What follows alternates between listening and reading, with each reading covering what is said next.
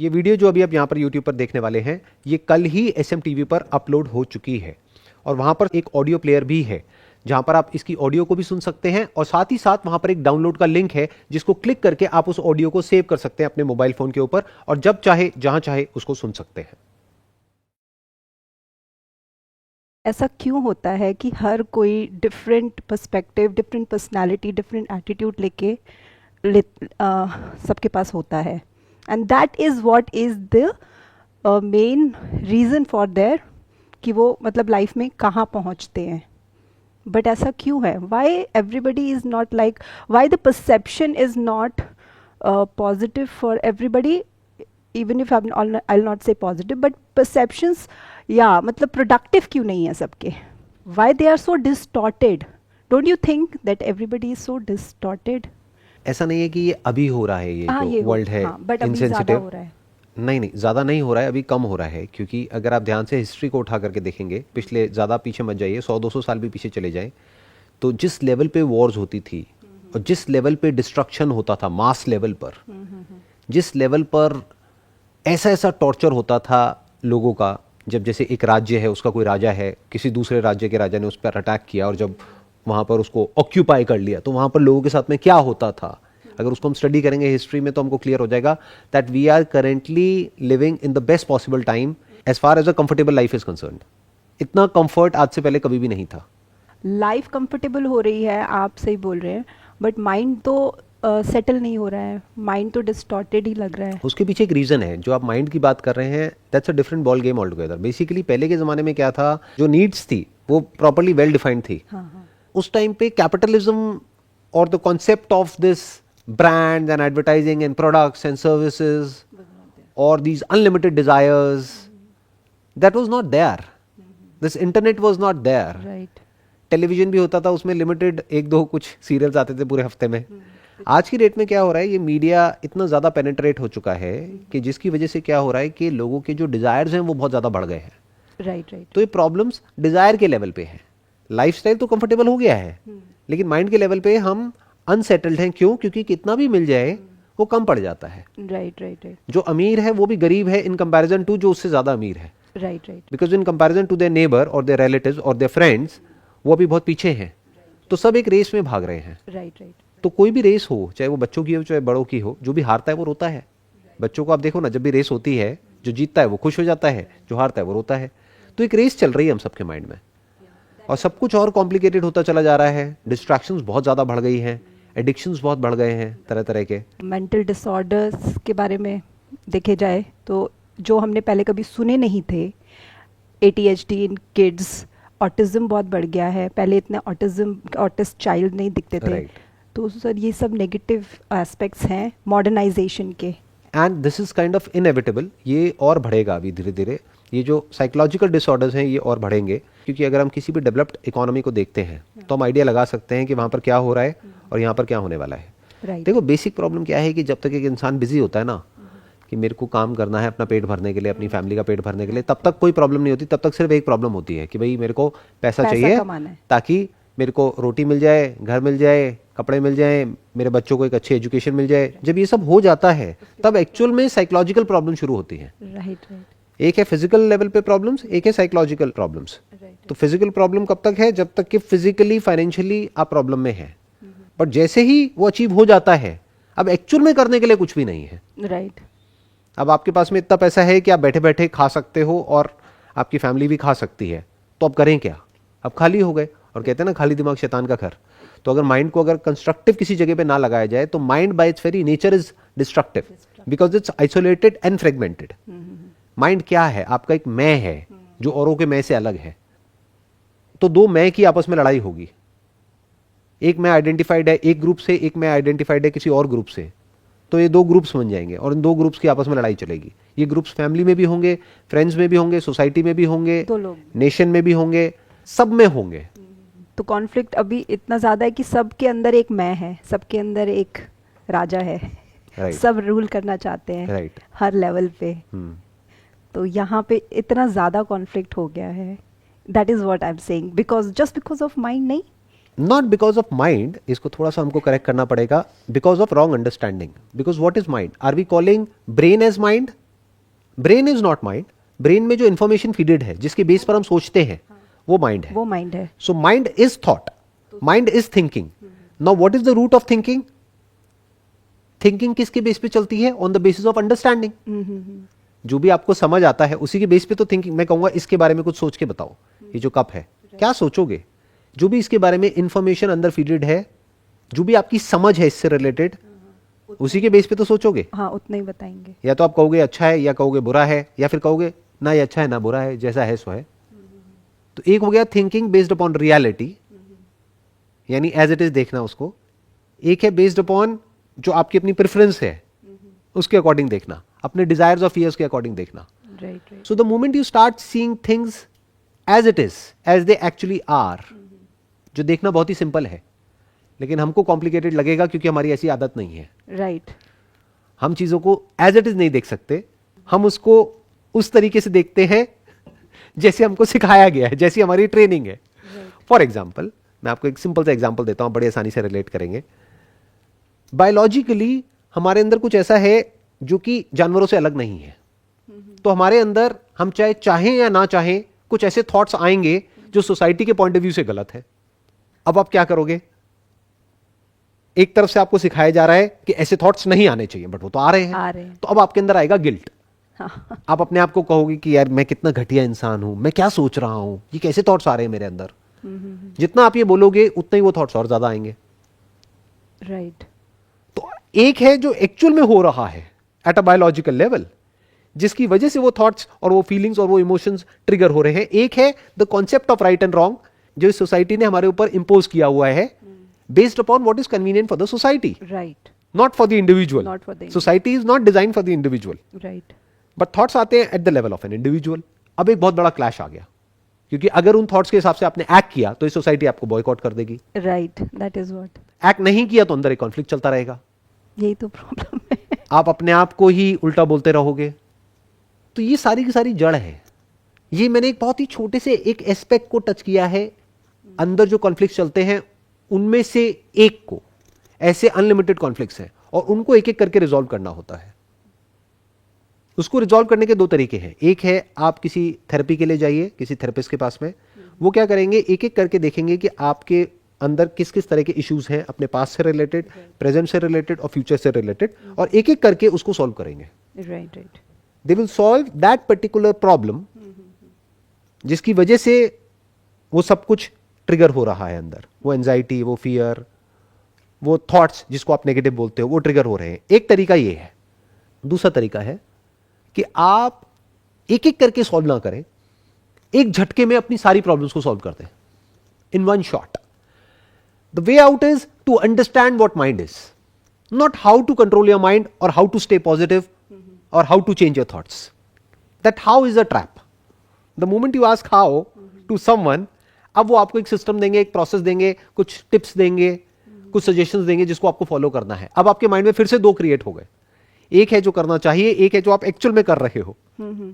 अपने अंदर कभी आप झांक करके देखो कितना कॉन्फ्लिक्ट होता है. हम सोचते कुछ और है, करते कुछ और है. तो आप एक्चुअल में क्या हो, जो आप सोचते हो या जो आप करते हो.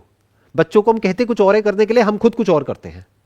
राइट. तो there is so much of conflict there जिसकी कोई हद नहीं है. तो अब क्या किया जाए? अब इस सबका क्या सोल्यूशन है? Understand what mind is. वो किसी बुक में आपको आंसर नहीं मिलेगा, खुद समझना पड़ेगा.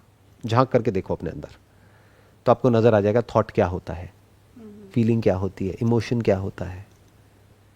उससे आप टाइम से फ्री हो सकते हैं. The concept of time which is past, present and future. Once you understand what mind is, that is the only way out. अगर हमको एक परमानेंट सॉल्यूशन चाहिए तो खुद से ही आएगा वो आंसर. एग्जैक्टली खुद से भी नहीं आएगा, कुछ जगह से हमको थोड़ी बहुत हेल्प मिलेगी. अब वो आपको फिगर आउट करना होगा कि कौन पर्सन है जो एक्चुअल में इसको फिगर आउट कर चुका है या कर रहा है, और कौन है जो फेक कर रहा है.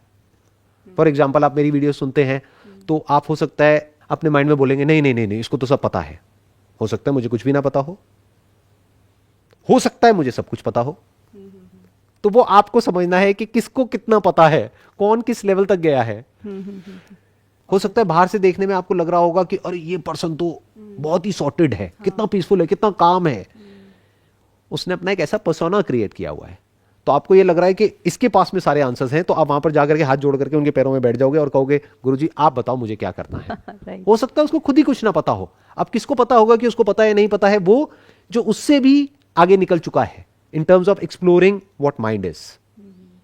वो तो पकड़ जाएगा एक सेकंड में, आप नहीं पकड़ पाओगे। राइट। तो अब आप फंस गए, क्योंकि जो बच्चा खुद नर्सरी में है हाँ, उसके लिए तो चाहे कोई 5th स्टैंडर्ड में हो, चाहे 10th में हो, चाहे पोस्ट ग्रेजुएट लेवल पे हो, सारे सीनियर सब सीनियर है, सही।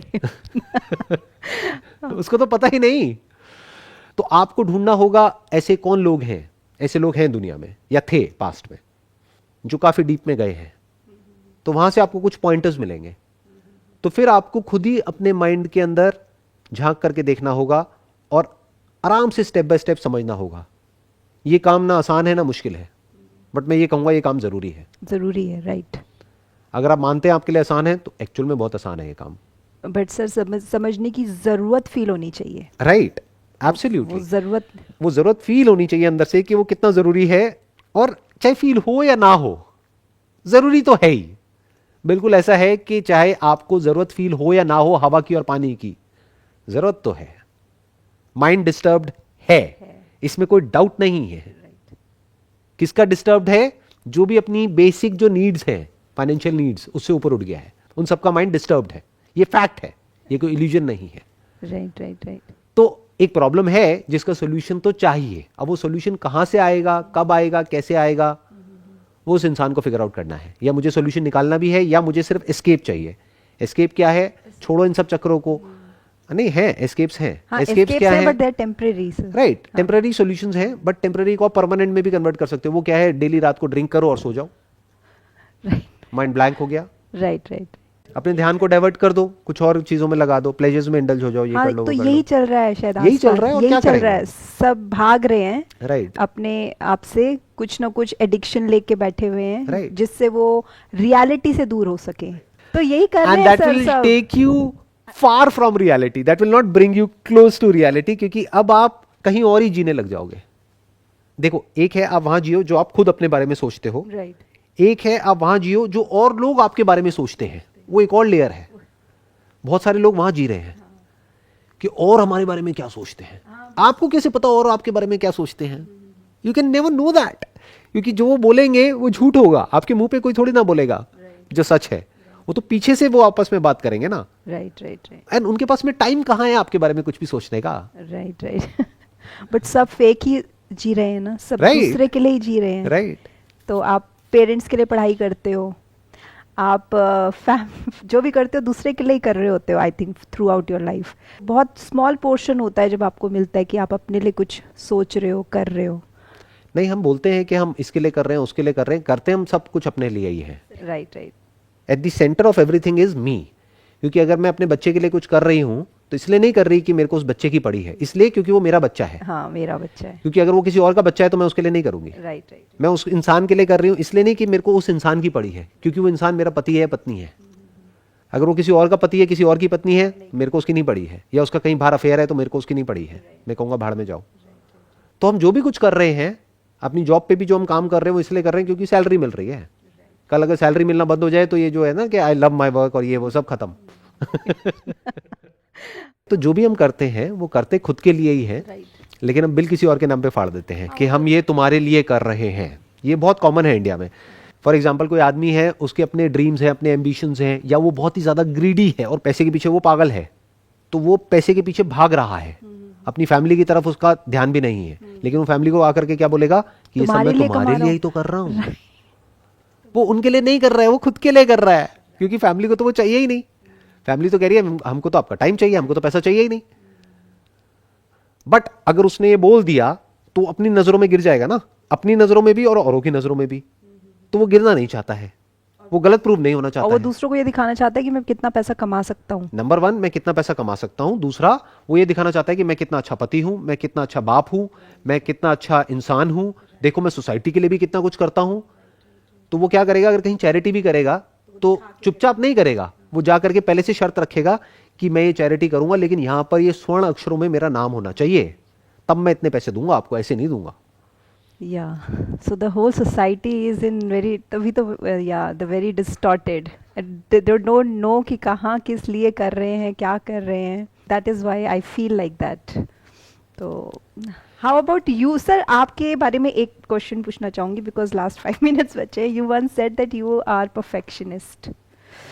तो perfection is in itself is a myth, I would say, and you also agreed. तो ये एक आपके लिए एक स्ट्रगल नहीं होता है कि आप इसको कैसे हैंडल करते हैं? देखो, इसका एक प्लस पॉइंट भी है और माइनस पॉइंट भी है. माइनस पॉइंट क्या है कि आपके ऊपर प्रेशर क्रिएट होता है, बिकॉज परफेक्शन का कोई एंड नहीं है. परफेक्शन की कोई क्लियर कट डेफिनेशन नहीं है कि अब ये चीज़ परफेक्ट हो गई है या ये काम परफेक्ट हो गया है या मैं खुद परफेक्ट हो गया हूँ. वो कभी भी अचीव नहीं होने वाला है. तो it's a never ending process. That is one. तो वो माइनस पॉइंट क्या है कि आपके ऊपर प्रेशर हमेशा रहेगा कि मुझे और बेटर करना है और इम्प्रूव होना है और इम्प्रूव होना है. बट ये प्रेशर एक्चुअल में बुरा नहीं है, क्योंकि यही आपको भगाएगा सही डायरेक्शन में. अच्छा. Number one.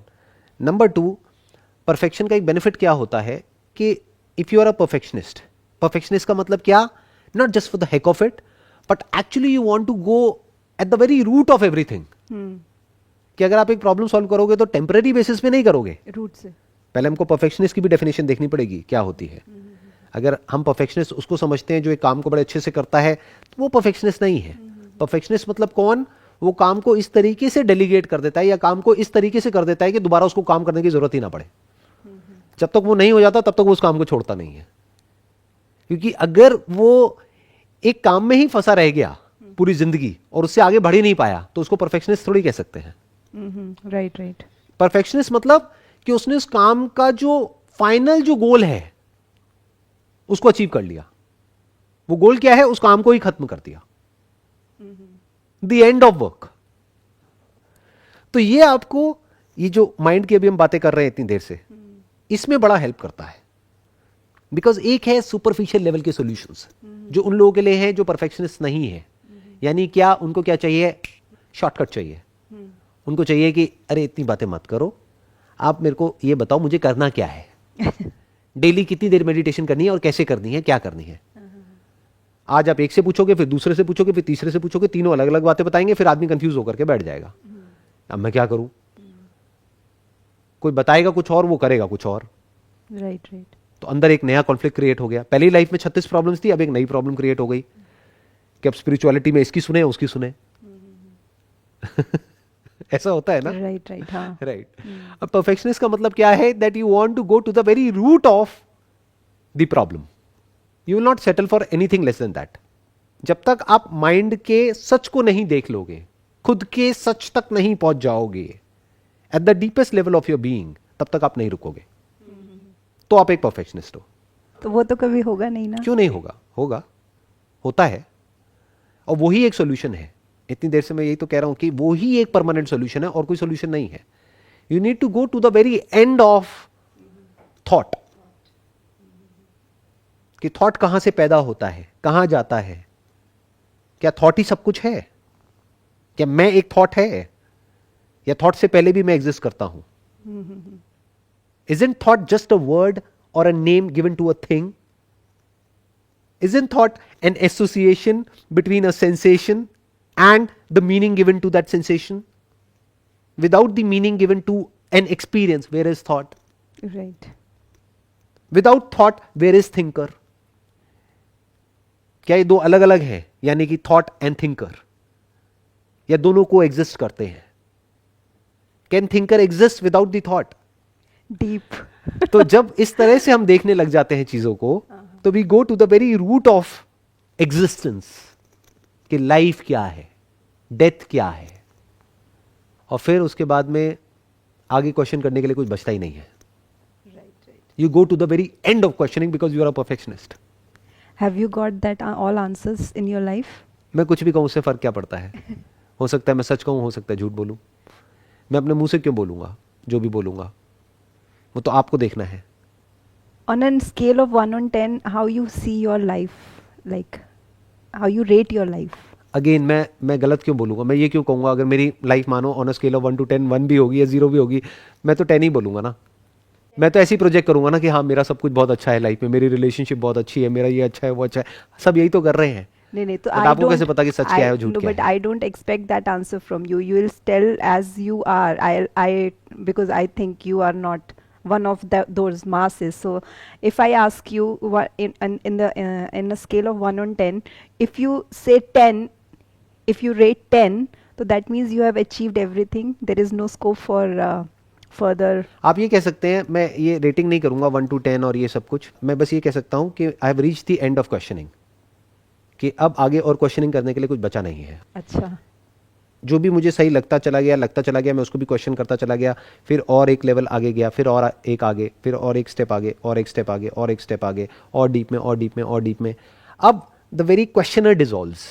अब कोई क्वेश्चनर ही बाकी नहीं रह गया है. तो जब कोई क्वेश्चनर ही नहीं है तो क्वेश्चन कहां से होगा? So now what? नाउ अभी मैं आपसे बात कर रहा हूं और जो भी मेरे एक्सपीरियंसेस हैं, थॉट्स हैं, वो आपके साथ में शेयर कर रहा हूं. Now you have got all the answers and अभी ये आप दूसरों को स्प्रेड आउट करना मतलब चाहते हैं. आप ये कह सकते हैं कि भाई, कि अगर कोई जेन्युइनली कुछ समझना चाहता है या चाहती है, तो अगर उनके पास में कोई एक्चुअल में कोई क्वेश्चन है, तो जिस भी लेवल का जो भी क्वेश्चन है, अगर उससे रिलेटेड मेरे पास में एक्सपीरियंस है और अंडरस्टैंडिंग है, तो मैं जवाब दे सकता हूँ. For example mind, thoughts, feelings, emotions, beyond that, क्योंकि ये तो सब आपके पास भी है, मेरे पास भी है. बट अगर कोई ऐसा क्वेश्चन पूछेंगे जिससे रिलेटेड मेरे को कोई एक्सपीरियंस नहीं है, तो मैं बोल दूंगा मेरे को नहीं पता. फॉर एग्जाम्पल कि भाई जॉब में क्या करते हैं, कैसे करते हैं, मुझे नहीं पता, क्योंकि मैंने कभी जॉब करी नहीं. राइट. बट बिजनेस के बारे में पूछेंगे तो मैं बता सकता हूँ, माइंड के बारे में पूछेंगे तो मैं बता सकता हूँ. Mind is the question which everybody is looking. मतलब माइंड को कैसे, I don't know, everything related to mind. तो मैं इसको सेशन को यहाँ पे एंड करता हूँ कि ये मत पूछिए how to control your mind, how to think positive, और ये हाउ को हटा दीजिए. ये पूछिए अपने आप से, व्हाट इज माइंड. ये माइंड है भी या नहीं है. हो सकता माइंड हो ही ना. कहीं ऐसा तो नहीं है किसी ऐसे भूत से लड़ने के लिए आप एक रास्ता ढूंढ रहे हैं जो भूत एक्चुअल में है ही नहीं. राइट. What is mind. अगर माइंड है तब तो कुछ करना पड़ेगा ना. माइंड मतलब क्या? थॉट. ब्रेन तो है, बट ये थॉट क्या है?